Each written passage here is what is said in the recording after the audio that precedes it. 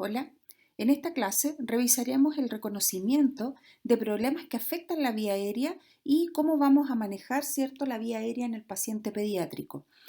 Ya en parte, en la asignatura de Enfermería de Niños y Adolescentes, vimos las cosas básicas de vía aérea, por lo tanto acá también nos vamos a enfocar y vamos a revisar el manejo de la vía aérea avanzada en caso de requerir, ¿cierto?, algún dispositivo para mantener la ventilación de manera artificial en nuestros pacientes pediátricos. Dentro de los aprendizajes esperados es gestionar cuidados de enfermería en pacientes con emergencias pediátricas prevalentes, que en este caso son emergencias de la vía aérea o emergencias respiratorias, respetando normas y protocolos de atención. Para esto, ¿cierto?, los criterios de evaluación es que lo que se espera es que el alumno ejecute las acciones de enfermería pertinentes en la emergencia pediátrica correspondiente, que en este caso es el manejo de la vía aérea.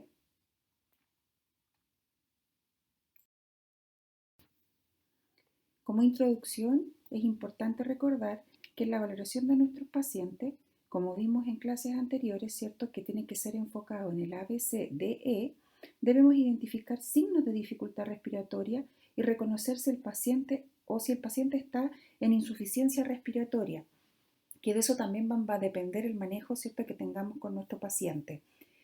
Entendiendo que la dificultad respiratoria, ¿cierto?, es un estado anormal de frecuencia de esfuerzo respiratorio donde el paciente, ¿cierto?, tiene signos de dificultad como retracción, aleteo, taquipnea. Y aparte, ¿cierto?, ahí tenemos que identificar la insuficiencia respiratoria, donde aparte de los signos de dificultad respiratoria, ¿cierto?, podemos tener una respiración agónica, entendiendo también, ¿cierto?, que la insuficiencia respiratoria es el estado clínico de oxigenación o ventilación inadecuada, donde suele aparecer en la fase final de una dificultad respiratoria si no es manejada, ¿cierto?, en forma adecuada o en tiempos adecuados, en forma oportuna. Y también ahí es importante destacar que en cuanto a la insuficiencia respiratoria, en los trastornos hipotónicos puede haber poco o ningún esfuerzo respiratorio, ya que no hay buen funcionamiento de la musculatura torácica, a pesar de estar sufriendo una insuficiencia respiratoria. Ahora, ¿qué nos va a confirmar la insuficiencia respiratoria? Va a ser la oximetría de pulso, que va a ser baja, o una gasometría arterial, ¿cierto?, donde se ven alterados la saturación de oxígeno. Importante recordar que los problemas respiratorios tenemos principalmente, ¿cierto?, lo que es la hipoxemia y la hipercapnia, o puede haber una combinación de hipoxemia y hipercapnia, una combinación de ambas. Ahora, cualquiera de las dos, la falta de oxígeno o el aumento del CO2, nos afecta, ¿cierto?, el estado general del paciente y afecta también lo que es la parte del centro respiratorio y afecta la parte neurológica en el paciente. Tenemos cierto que el paciente comienza con un problema de dificultad respiratoria, cualquier problema o patología que lo lleve, cierto, o que tenga, lo va a llevar a signos de dificultad respiratoria y ahí es importante hacer la identificación, manejarlo, intervenir para evitar que el paciente llegue a signos de insuficiencia respiratoria. Recordar que como signos de dificultad respiratoria podemos tener taquipnea, podemos tener signos de retracción, ya sea subcostal, intercostal o supraesternal o supraclavicular, aleteo nasal, que son principalmente, ¿cierto?, los signos de dificultad respiratoria que identificamos inicialmente. Ahora, ¿qué signos nos van a hacer sospechar de una insuficiencia respiratoria? Que ya no es solamente dificultad, la taquipnea obviamente, bradipnea, que ya eso es cuando los mecanismos compensatorios, ¿cierto?, se agotan y podría llegar hasta al final a hacer una apnea al paciente. Aumento o descenso, ausencia del esfuerzo respiratorio. En un principio, ¿cierto?, tenemos signos de dificultad respiratoria o retracción moderada, severa, pero cuando ya los signos se están agotando y el paciente, ¿cierto?, tiene una hipoxemia importante, la retracción empieza a disminuir y a veces ahí nos confundimos en la valoración porque pensamos que el paciente está mejor. Y no es eso, es solamente que el paciente está con signos de agotamiento, cayó en una insuficiencia respiratoria y ya se nos está agotando, por lo tanto puede caer en un paro respiratorio y posteriormente un paro cardíaco. La taquicardia ¿cierto? Un mecanismo compensatorio inicialmente de la falta de oxígeno, pero cuando ya, ¿cierto?, los mecanismos compensatorios también se agotan, el paciente va a caer en una hipoxemia y posteriormente en una bradicardia.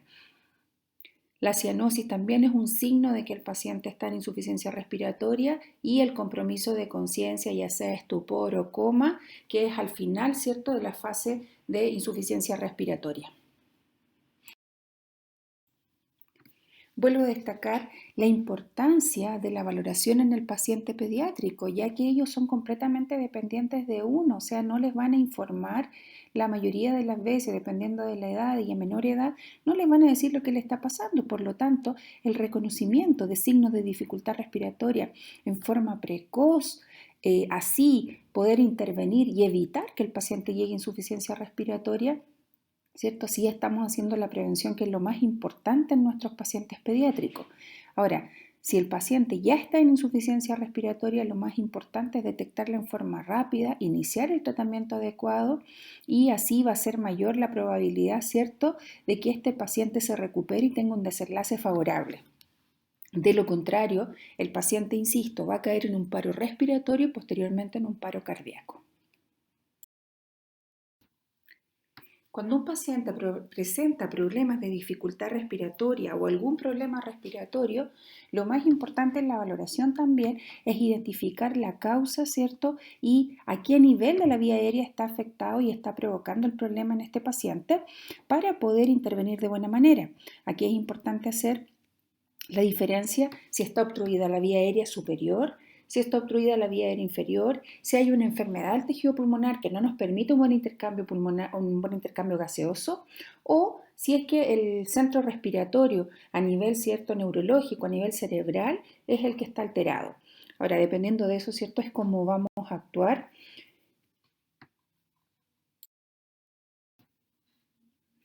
Vamos a recordar en qué casos podríamos, ¿cierto?, vernos enfrentados a una obstrucción de la vía aérea superior.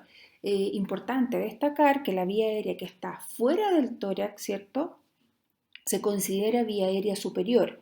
Ahora, generalmente hay que hacer la diferencia, ¿cierto?, si es algo leve o algo grave. Dentro de las causas importantes que tenemos, ¿cierto?, podría ser un cuerpo extraño, ya sea comida o un objeto pequeño que los niños generalmente cuando empiezan a gatear o empiezan a caminar juegan y se pueden tragar piezas pequeñas a algún objeto pequeño. Por lo tanto, ahí es importante destacar, ¿cierto?, o observar si es que está en la vía aérea superior o no. Tumefacción de la vía aérea, que puede ser un edema, ¿cierto?, asociado a una anafilaxia, una hipertrofia amigdaliana, ¿cierto?, que la vía se ve obstruida a nivel superior por estos problemas ya mencionados. La laringitis también pasa a ser, ¿cierto?, un problema o una causa común de obstrucción de la vía aérea superior, donde también, ¿cierto?, se edematiza y por lo tanto disminuye el lumen. Masas podrían también obstruir la vía aérea superior, como un absceso faríngeo, abscesos periamigdalianos o tumor. Ahora ahí cuando nosotros tenemos la impresión de que pueda estar obstruida la vía aérea superior, importante siempre es la evaluación secundaria, donde tengo que pedir los antecedentes a la madre para poder complementar, ¿cierto?, nuestra valoración y poder identificar y intervenir de forma más rápida. Podrían ser también solamente secreciones espesas en la vía aérea superior, como por ejemplo en el lactante pequeño, que son respiradores nasales, a lo mejor todos los signos de dificultad respiratoria, o si es que ya cayó en una insuficiencia respiratoria, son solamente por una mala posición, porque acuérdense que ellos tienen cuellos cortos, ¿cierto? No mantienen su cabeza, ¿cierto? No tienen un buen tono muscular, no tienen la fuerza para mantener su cabeza, por lo tanto ahí la posición es importante y a veces se cierra la vía aérea superior solamente por una mala posición de la cabeza. O por secreciones, ¿cierto?, que no son capaces de eliminar porque ellos tienen un reflejo de tos disminuido, así que ahí es importante hacer la identificación. También podría ser alguna anomalía congénita y ahí también es importante los antecedentes que le podemos pedir a la madre, como por ejemplo una laringomalacia, que es una afección frecuente, que en algunos casos, ¿cierto? Bueno, hay una estrechez de la laringe que es congénita, que en muchos casos no genera mayor complicación, pero en otros sí se puede presentar una obstrucción severa de la vía aérea superior. A modo de recordatorio, ¿cierto? Es importante destacar cuáles serían los signos donde yo puedo hacer la identificación de una obstrucción de la vía aérea superior. Ahora, estos son los signos más frecuentes, ¿cierto? Generalmente, cuando hay alguna obstrucción a nivel de vía aérea superior, se ve afectada principalmente, o los ruidos respiratorios son más que todo en la inspiración, en la fase de inspiración. Obviamente hay taquipnea.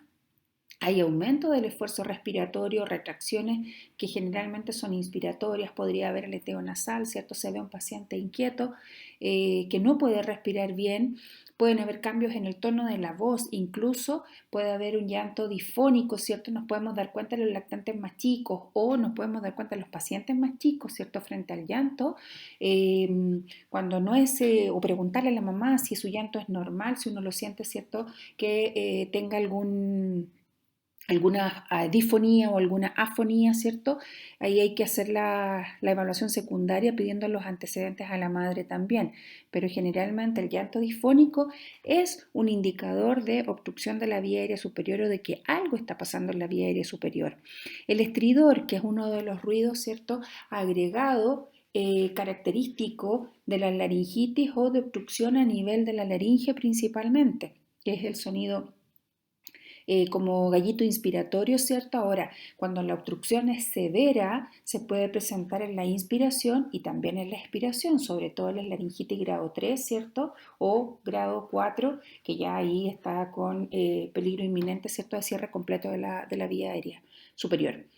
Puede haber obviamente escasa entrada de aire detectada en la inspiración y a lo mejor si el paciente trata de hacer un gran esfuerzo, pero si uno ausculta, igual la entrada de aire a los campos pulmonares se ve disminuida. En el reconocimiento de la vía aérea inferior, si queremos saber, ¿cierto?, si la obstrucción es de vía aérea baja, principalmente debemos tener en cuenta que se considera vía aérea inferior la vía que está dentro del tórax, o sea, tráquea, bronquio, bronquiolos, alveolos, ¿cierto? Y bueno, el tejido pulmonar se considera en el caso de las neumonias como alteración del tejido pulmonar más que todo. En este caso destacamos, ¿cierto?, las crisis asmáticas, los cuadros bronquiales obstructivos o las bronquiolitis en los lactantes menores, que son las causas más comunes. También recordar que los signos, ¿cierto?, más frecuentes que se presentan cuando hay obstrucción de la vía aérea inferior, siempre como hay obstrucción a la vía aérea, siempre va a haber taquipnea, va a haber un esfuerzo para respirar, pero aquí principalmente los ruidos, los problemas que se presentan son durante la expiración, porque al paciente, ¿cierto?, le cuesta sacar el aire asociado a que está la vía aérea inferior con problemas, ya sea con un proceso inflamatorio, con una broncoconstricción, ¿cierto? Así que ahí es importante hacer la diferencia. Dentro de los signos de los ruidos agregados más frecuentes, tenemos que recordar que están las sibilancias, que las sibilancias principalmente son en la expiración. Pero cuando la obstrucción es severa, también puede darse en las dos fases, o sea, inspiración y expiración. También dentro de la expiración es importante ver, ¿cierto?, cuánto tiempo se demora la expiración. Una expiración prolongada también es un signo de que algo está pasando en la vía aérea inferior. El mayor esfuerzo respiratorio, como dice acá, las retracciones, el aleteo nasal, expiración prolongada, como les decía, y la tos también podría darle, ¿cierto?, indicios de que es una obstrucción a nivel de vía aérea inferior y principalmente, como es en el caso de la bronquiolitis, asociado a secreciones por este detritus celular, ¿cierto?, que ocurre. En la enfermedad del tejido pulmonar, aquí tenemos como principal causa, ¿cierto?, la neumonía, puede haber edema pulmonar en el caso de la cardiopatía o insuficiencia cardíaca congestiva, contusión pulmonar en el caso de algún traumatismo, ¿cierto?, con impacto en el tórax, y reacciones alérgicas que también nos podría haber afectado el tejido pulmonar, por lo tanto no nos permite un buen intercambio gaseoso.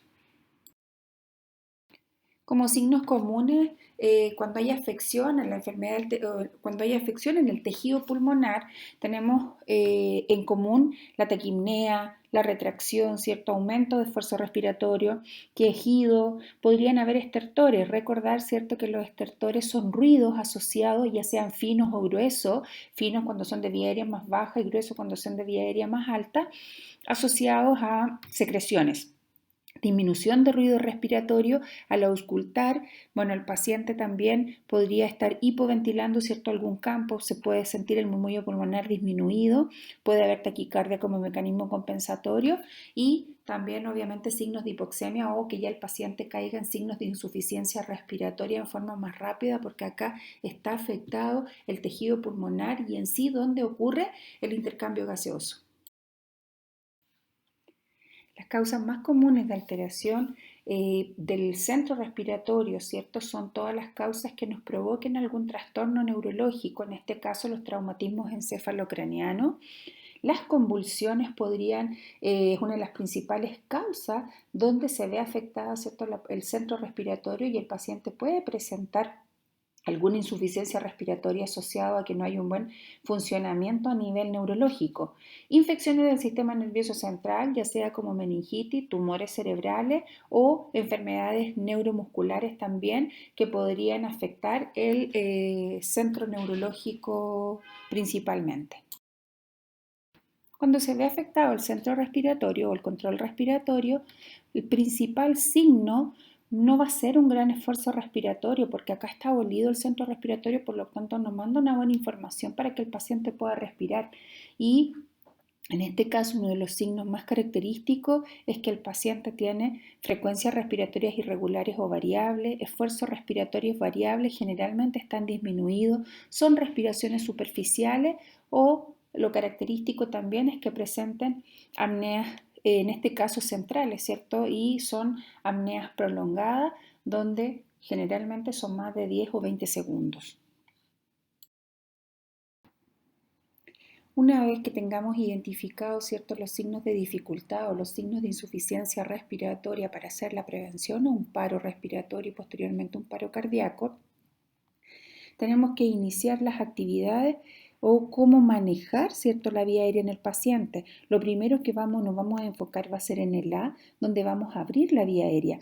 Ahora, si un paciente está consciente, lo más importante acá es ponerlo en una posición cómoda, favorecer la ventilación del paciente, favorecer la respiración, mantener la vía aérea abierta.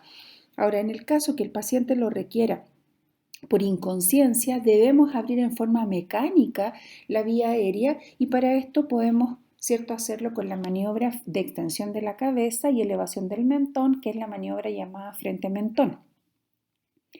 La idea acá, ¿cierto?, es abrir la vía aérea porque generalmente cuando hay inconsciencia el paciente la lengua la relaja, se va hacia atrás y tapa la vía aérea, por lo tanto de esa forma podemos eliminar un poco la obstrucción asociada a la caída de la lengua.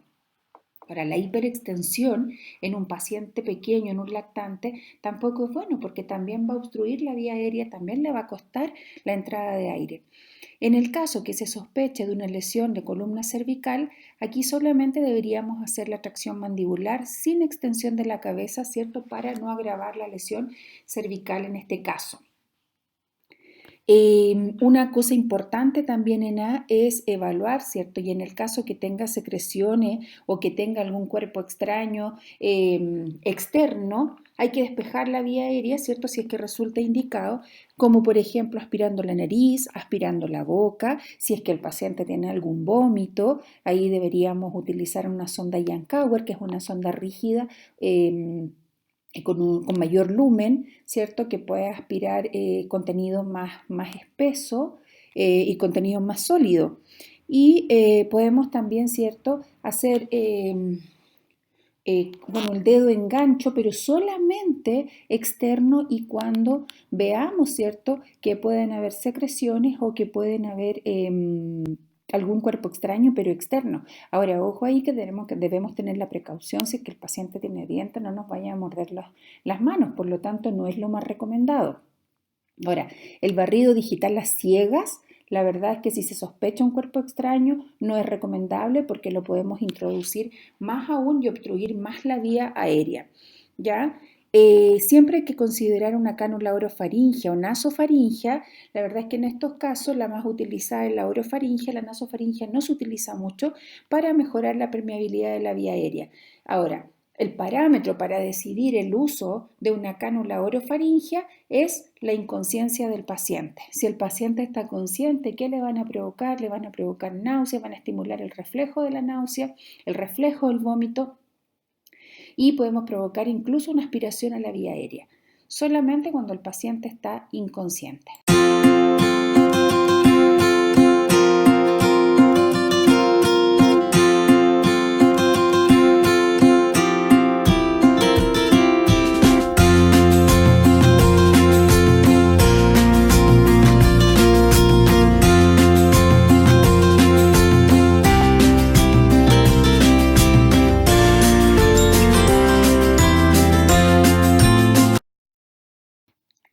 En esta imagen podemos visualizar la posición correcta, ¿cierto? Que está en la foto del medio, en la imagen central, donde, ¿cierto? El paciente está en una posición de olfateo, no una hiperextensión ni una flexión como se ve en las fotos que están inferiores, ¿cierto? A la foto central o a la imagen central.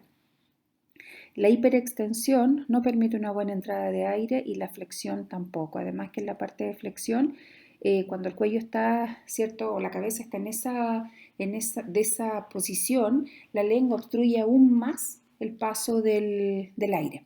Ahora aquí también es importante recordar que una forma de abrir la vía aérea, ¿cierto? Y sobre todo si es que necesitamos hacer la intubación del paciente para poder que el médico pueda visualizar mejor la vía aérea, y poder intubar de buena manera al paciente, podemos apoyarnos o ayudarnos con algún rollito, alguna almohadilla muy pequeñita, porque las almohadas no son recomendables, pero un rollito, por ejemplo, en el menor de 2 años, bajo los hombros, ya que podría alinear un poco más la vía aérea o abrir un poco más, y en los niños más grandes de 2 años o mayores de 2 años ya podríamos usar un rollito o una almohadita pequeña, ¿cierto? En la zona de occipital. En esta imagen podemos ver, bueno, igual es un paciente adulto, pero nos podemos imaginar lo mismo, ¿cierto? En un paciente que tenga alguna lesión cervical o algún politraumatismo o sospecha de lesión cervical, ¿cierto? No podemos hacer la maniobra frente mentón, donde tenemos que proteger columna, fijar columna, si es que todavía no está puesto un collar cervical. Y aquí solamente hacemos la tracción de la mandíbula para poder abrir la vía aérea. Seguimos en B, ¿cierto? Donde vamos a dar una buena ventilación porque el manejo de la vía aérea no es solamente abrir la vía aérea, porque el paciente puede tener otros requerimientos, ¿cierto? En este caso, si está con una dificultad respiratoria, si está en una insuficiencia respiratoria, de acuerdo a la causa, es lo que nosotros, ¿cierto? Las acciones que vamos a realizar. Para una buena ventilación o que haya una buena llegada, ¿cierto?, de aire o un buen intercambio gaseoso, es importante monitorizar la saturación de oxígeno. Ahora, si el paciente está en malas condiciones, lo debemos monitorizar con un monitor multiparámetro. Hay que proporcionarle oxígeno, ¿cierto?, humidificado si está disponible, usando un dispositivo de administración con alta concentración, como una mascarilla de no reinhalación en el caso de requerir para tratar una dificultad respiratoria grave o una posible insuficiencia respiratoria. Ahí hay que evaluar, ¿cierto? Y elegir el dispositivo de oxigenoterapia más adecuado. Ahora, si es solamente un paciente que está con dificultad respiratoria, a lo mejor podemos mantenerlo con un sistema de bajo flujo. Pero si está en una insuficiencia respiratoria, el paciente requiere más concentración de oxígeno y requiere un dispositivo de alto flujo. Y ahí tenemos de alto flujo o con FIO2 de bajo flujo, pero con FIO2 alta, como una mascarilla, ¿cierto? Con reservorio. En el caso de identificar, ¿cierto?, el tipo de obstrucción que tenga o el problema, dónde está la vía aérea alta, vía aérea baja, ¿cierto?, debemos administrar medicamentos inhalados, pero de acuerdo a lo que requiere el paciente. Por ejemplo, en el caso de una obstrucción a nivel de vía aérea alta por una laringitis, que necesitamos, ¿cierto? Una nebulización con adrenalina racémica según los protocolos. En el caso de un cuadro obstructivo por una broncoconstricción, un SBO, una crisis asmática, necesitamos broncodilatar con con el broncodilatador de primera línea que es el salbutamol. En el caso de tener una bronquiolitis, una obstrucción, ¿cierto?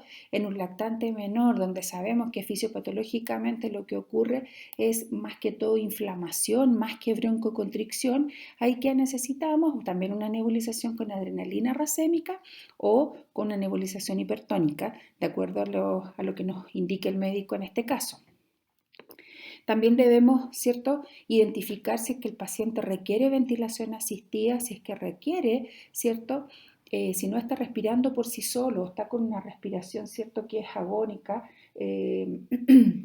debemos ventilarlo en forma asistida con un ambú o con una bolsa de resucitación manual, con los litros adecuados, una bolsa que tenga, o sea, una bolsa de resucitación que tenga una bolsa de reservorio para aumentar la concentración de oxígeno, ¿cierto? Y si identificamos que el paciente no puede respirar por sí solo, por lo tanto vamos a tener que empezar a preparar para la intubación, ¿ya? Si es que esto resulta indicado para el paciente. Sabemos que los dispositivos en general todos van en base a la edad, a los pesos de los pacientes, por lo tanto aquí es importante hacer la elección de una buena cánula orofaringea, la mascarilla facial, ¿cierto? En los lactantes pequeños tiene que ser redonda por la posición de la nariz y la boca, donde tiene que hacer el sello completo y ya en los niños mayores de 6 meses o mayores de un año ya podría, ¿cierto?, ser triangular, donde partimos desde el tabique nasal hasta el mentón, que tiene que hacer un buen sello para dar una ventilación efectiva. La bolsa autoinflable, bueno, sabemos que va desde 250 ml hasta aproximadamente 2000, incluso 2500 ml. Ahí hay una referencia más o menos de qué bolsas debemos usar de acuerdo a las edades. Si utilizamos una bolsa muy pequeña no vamos a poder dar una buena ventilación, o si usamos una bolsa muy grande, ¿cierto?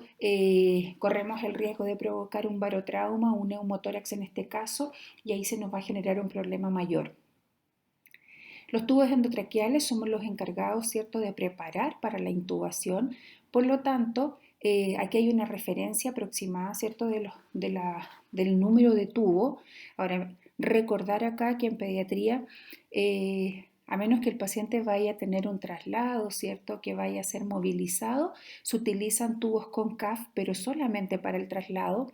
Lo ideal son tubos sin CAF, que son los que se ocupan más que todo, ¿cierto?, por la forma de la laringe y por el edema que puede generar el CAF y al retirarlo provocar una obstrucción mayor o una obstrucción completa.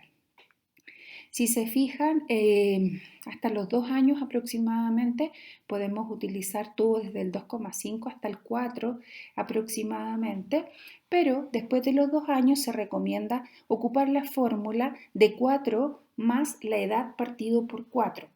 Ya, ahora, aquí como cuidado de enfermería, cuando hagamos la preparación de los tubos para previo a la intubación, es importante, si el médico le dice que prepare un tubo 4, usted debe preparar un tubo de 0,5 menos y 0,5 más, o sea, una medida menos, la medida que corresponde, y una medida más.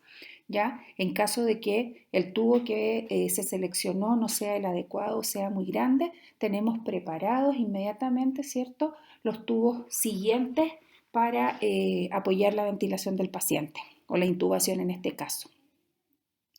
Bueno, ahí también está la fórmula que solo ve el médico y nos indica cuántos centímetros vamos a fijar el tubo, si es nasotraqueal o orotraqueal. Generalmente, en este caso, ahí están los centímetros por boca, que podemos ver ahí la fórmula cómo se saca. Ahí es importante para nosotros como cuidados de enfermería la fijación correcta del tubo y en los centímetros que nos indica el médico. Con respecto al laringoscopio, siempre debemos preparar, ¿cierto? Y que el laringoscopio tenga sus ampolletas y su iluminación adecuada, donde, si vemos acá también en la tabla, la pala recta, ¿cierto? Se utiliza en los lactantes y ya en los niños mayores de 2 años generalmente o niños mayores de 1 año, dependiendo, ¿cierto? Cambia la posición de la vía aérea, por lo tanto ahí ya se puede usar una hoja o una pala curva. Pero los lactantes pequeños tenemos que utilizar las hojas pequeñas, rectas, y en los niños más grandes, ¿cierto? Las curvas. Siempre tener en cuenta la pinza Mayil, y aparte de la pinza Mayil aquí también podemos tener los conductores para el tubo, porque como son tubos tan pequeños no son muy rígidos y los conductores o estiletes le dan la rigidez para que el médico pueda introducir el tubo, ¿cierto?, a la vía aérea, a la zona de la tráquea. En cuanto a la pinza Mayil, bueno, tenemos pinzas pequeñas, pinzas medianas o pinzas grandes, que debemos hacer la elección, tenerla de acuerdo al tamaño del paciente. Y cuando vamos a intubar a un paciente, siempre es importante tener el sistema de aspiración listo en caso que lo requiera. Generalmente hay gran salivación, hay una hipersecreción, por lo tanto el médico antes de intubar les va a pedir, ¿cierto?, que aspiren al paciente mientras él tiene el laringoscopio puesto y tiene ya la vía aérea abierta para poder intubar. En el caso de que intube, ¿cierto?, y el paciente, uno de los problemas principales que tenga sea la aspiración, debemos estar preparados con el sistema de aspiración para poder aspirar el tubo. Y ahí es importante recordar que la sonda, ¿cierto?, no debe sobrepasar el doble del lumen del tubo. Como por ejemplo, ¿cierto?, si es un tubo 5, la sonda que puede ocupar es máximo French 10. Siguiendo con C para el manejo inicial de la dificultad o insuficiencia respiratoria, ¿cierto? No nos vamos a enfocar solamente en el A y en el B. El C también es importante, donde debemos monitorizar, ya tener, ¿cierto?, un monitor multiparámetro idealmente, o por lo menos saturación, ¿cierto?, o estar controlando en forma seriada si es que no tuviéramos la opción de un monitor multiparámetro. Para monitorizar la frecuencia, el ritmo cardíaco, la presión arterial, y siempre es importante ir viendo la evolución del paciente. Ahora, obtener un acceso vascular, más que todo si es que es necesario, ¿cierto?, pasar algún medicamento como un corticoide, como un antihistamínico en el caso de tener una reacción alérgica que no esté afectando la parte respiratoria. Así que es de gran importancia poner una vía venosa, ¿cierto?, para poder administrar medicamentos.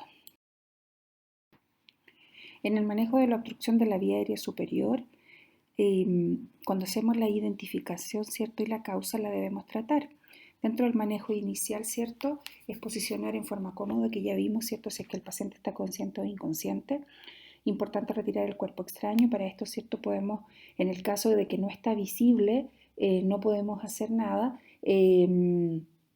pero en el caso que se pueda retirar hay que tener a mano una pinza Mayil, que es la que tiene la forma de la vía aérea y nos puede ayudar o le puede ayudar al médico a extraer el cuerpo extraño. Aspirar la nariz o la boca si es que tiene secreciones o sangramiento, si es que hay vómito. Uso de medicamentos para reducir la tumefacción o el edema de la vía aérea, que en este caso, si es de la vía aérea superior, nos va a servir, ¿cierto?, una dexametasona en el caso de ser una laringitis, o también en el caso de ser una inflamación asociada a una anafilaxia, nos podría servir una adrenalina. Siempre hay que minimizar la agitación para que no se vaya a cerrar más la vía aérea superior. Decidir necesidad de dispositivo complementario avanzado para la vía aérea, ya sea intubación, ¿cierto?, una máscara laringea, si es que el paciente no está respirando, si es que no se ha podido intubar. Y también aquí podemos tomar la decisión, si es que no tenemos ningún dispositivo avanzado para la vía aérea, decisión de procedimiento quirúrgico en la vía aérea como una traqueostomía. Esta diapositiva o esta imagen es más que todo un recordatorio, ¿cierto? Siendo una de las obstrucciones más frecuentes de la vía aérea superior, el croup o la laringitis, ¿cierto? Aquí tenemos cómo manejarlo en caso de que sea una laringitis leve, moderada o una moderada grave, ¿cierto? O una insuficiencia respiratoria inminente, que en el caso, ¿cierto?, que requiere un dispositivo avanzado de la vía aérea o un dispositivo quirúrgico para la vía aérea. En el ambiente extrahospitalario, principalmente cuando hay un cuerpo extraño, ¿cierto?, una de las intervenciones que debemos hacer es que si es que identificamos que el lactante está inconsciente, ¿cierto?, hay que usar técnicas manuales apropiadas para cada edad. En el menor de 1 año, para sacar un cuerpo extraño, Se hace la maniobra de dar 5 palmadas en la espalda seguidas de 15 compresiones torácicas. Y en el mayor de 1 año ya vienen las compresiones abdominales, ¿cierto? Donde uno abraza el tórax del paciente, que eso lo vieron en primeros auxilios. Si el lactante o niño deja de responder, ¿cierto? De respirar o se cae en inconsciencia completa, que no responde, no respira, ¿cierto? Hay que iniciar la RCP. Antes de iniciar las ventilaciones siempre hay que mirar dentro de la boca porque si está externo el cuerpo extraño a lo mejor lo podemos retirar. Y si se observa un cuerpo extraño que puede retirarse con facilidad, obviamente que hay que retirarlo. Ahora en el ambiente intrahospitalario generalmente lo que se hace es ocupar una pinza Mayil o a través de la laringoscopía el médico puede hacer el retiro del cuerpo extraño de acuerdo a la parte de la vía aérea que esté impactado el cuerpo extraño. En el caso que esté en la vía aérea inferior, que va a producir una obstrucción de vía aérea inferior donde se van a escuchar sibilancias, pero en ese caso no es mucho lo que podemos hacer y ahí en pabellón, en una fibrobroncoscopía, deben retirar el cuerpo extraño. De acuerdo a lo que hablábamos, no realizar barrido digital a ciegas para retiro del cuerpo extraño porque podría ser perjudicial para nuestro paciente. En esta imagen, ¿cierto? Podemos visualizar la maniobra de Heimlich en un paciente mayor y en los lactantes menores, que es la maniobra para retiro del cuerpo extraño con las palmadas, ¿cierto? En tórax posterior y tórax anterior.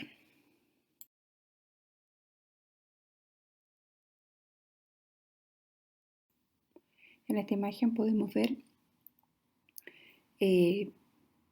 la elección de una mascarilla adecuada para poder ventilar en forma asistida con una bolsa de resucitación manual a nuestros pacientes, donde tienen que hacer bien el sello desde el puente nasal hasta el mentón.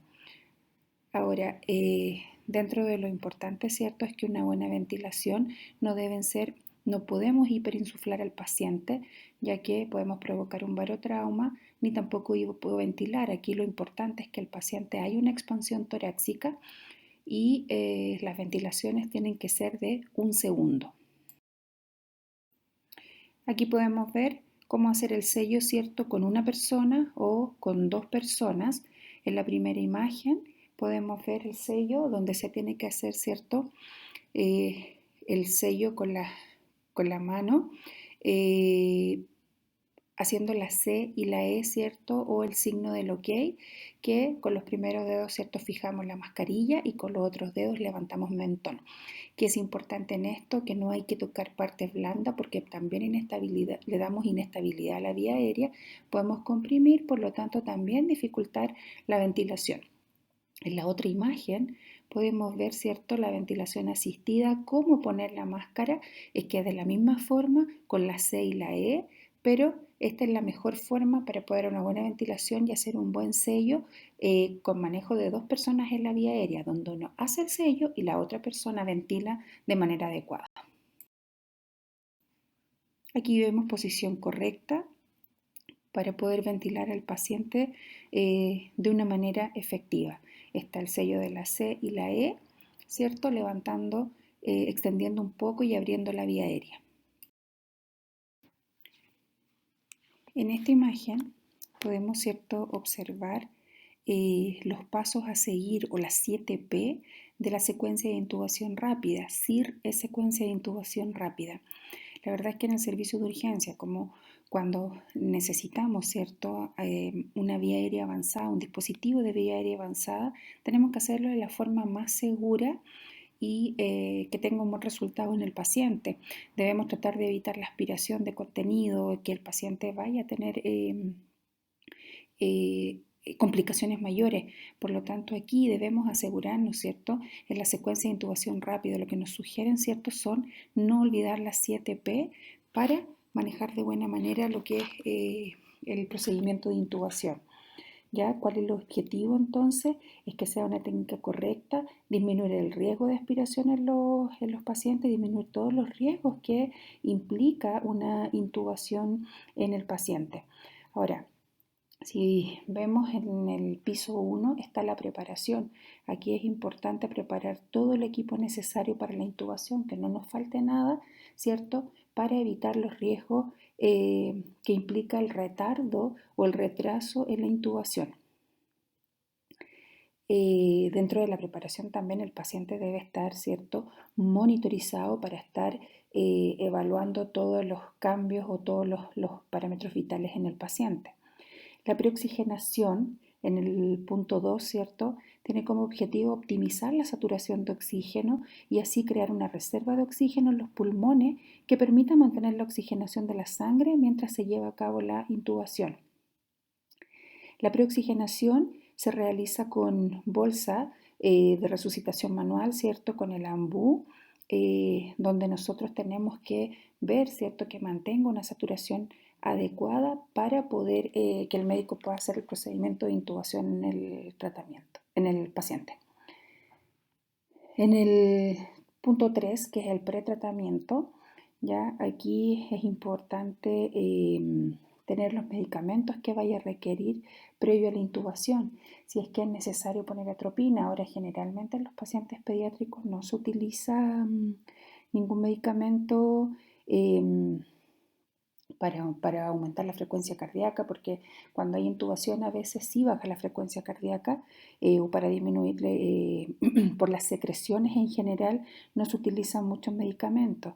Aquí, no sé, por la laringoscopía, como la intubación en el paciente despierto puede provocar respuestas perjudiciales para el paciente, por lo tanto es importante en el tratamiento ver la sedación, paralizar al paciente. Generalmente en la sedación lo que vamos a ocupar es midazolam, puede ser